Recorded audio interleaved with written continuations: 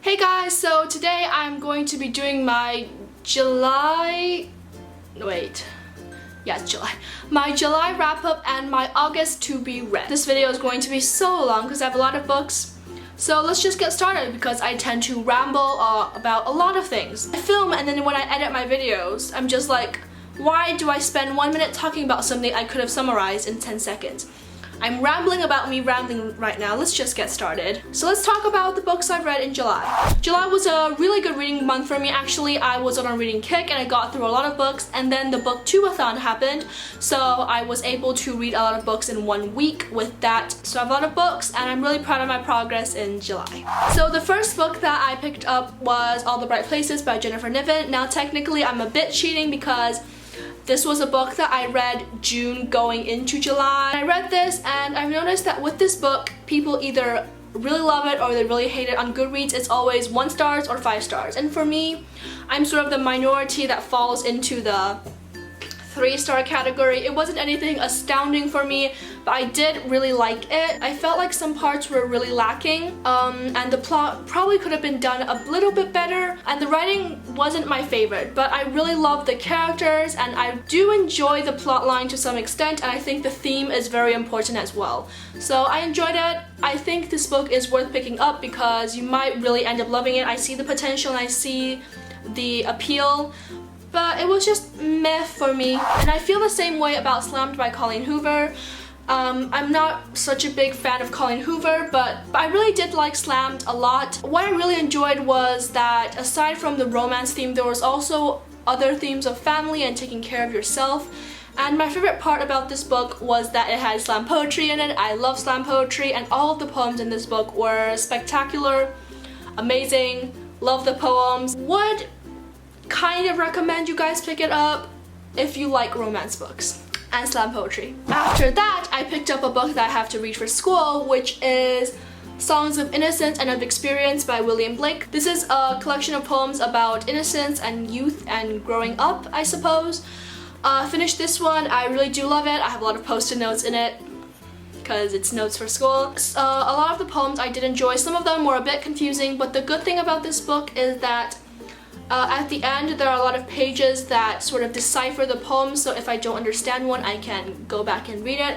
I don't think much of it, but I enjoyed my time while reading it, and I will potentially reread because I feel like these poems would definitely have a different impact on me every time I read it. I read those 3 books, and then the Booktubeathon happened, which the Booktubeathon was the 18th to the 24th, I believe, and in that week I got a lot of reading done actually. And in that Booktubeathon, I read these 5 books, well 4.5, I didn't finish half of one, but I got through these 5 books, which are Angel Fall by Suzanne E. Really love this, so action-packed. I also got through Nimona by Noelle Stevenson, which is a graphic novel, and I think it's a great easy read that has a really deep meaning to it, and the illustrations are wonderful. I read Me Before You by Jojo Moyes, which is a romance novel. I also watched the movie as well, which I didn't enjoy the movie as much as I loved the book, but yeah, I love the book. It is a bit long, but I really love the theme in it, and the characters are so likable. Read myself some More Than This by Patrick Ness. Not the biggest fan of Patrick Ness. Wasn't too blown away by The Knife of Never Letting Go, but this one is amazing. Probably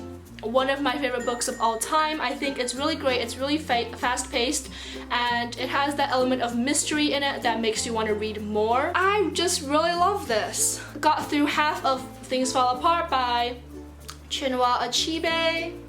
I don't think much of it yet. I enjoy learning about the culture in this book, and I also enjoy the characters, but there's not much plot happening, but I hope that it will get better as the story progresses because I'm only a quarter of the way through. I do have a more in-depth video about my Booktubeathon reads. It's in my day 6 and 7 update, and I give you guys a more thorough wrap-up of all 5 books. Out of the 5 books, the one I like the most and the one I would most like to recommend is More Than This, and I would also recommend Nimona if you're looking for a graphic novel that is an easy read but is really deep.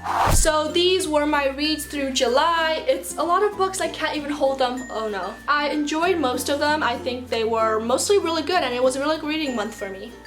Yay! Now let's get into my August to be read. Now August is the month of my birthday, and it is also the month where school starts for me. So I'm gonna do a lot of catching up on books I have to read for school, and one of those books is Things Fall Apart. I am a quarter of the way through, so I'm glad for that, and I will definitely be finishing this book in August.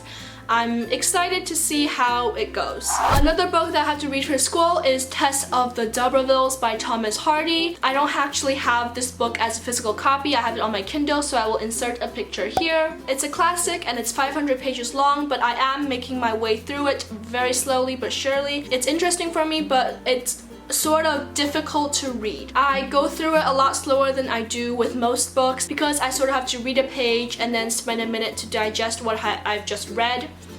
But I do enjoy Thomas Hardy's descriptions of things, and I like the plot so far. I'm about a third of the way through the book, so I will also be finishing that one, fingers crossed, because it's such a long book. And because I want to get into classics a lot more, I don't really read classics that much, but I really would like to because I feel like they're really great. But sometimes I'm just not in the mood to read classics. So to read more classics, I'll be picking up Mrs. Dalloway by Virginia Woolf. I've never read anything by Virginia Woolf before, and I hear such great things. She is one of the authors that I'm probably most excited to read. I've decided to pick up Mrs. Dalloway because it's one of her more well-known books, and the synopsis seriously sounds amazing. It's about a woman who is preparing for a party that she's about to host. But then as she's preparing, she's sort of dragged back in time, and a lot of memories come up for her, and she sort of reflects on these memories of her life. Sounds great, and I'm so excited to be picking this up. And it's rather short as well. Yeah, it's less than 200 pages long, so I do hope that I'll be able to get through this. And the other book that I want to be reading is Pride and Prejudice by Jane Austen, which is another classic. Jane Austen is also one of those authors that I really want to read because she's sort of a celebrity in the classic world. I'm picking up Pride and Prejudice because firstly, it's the most well-known book by her.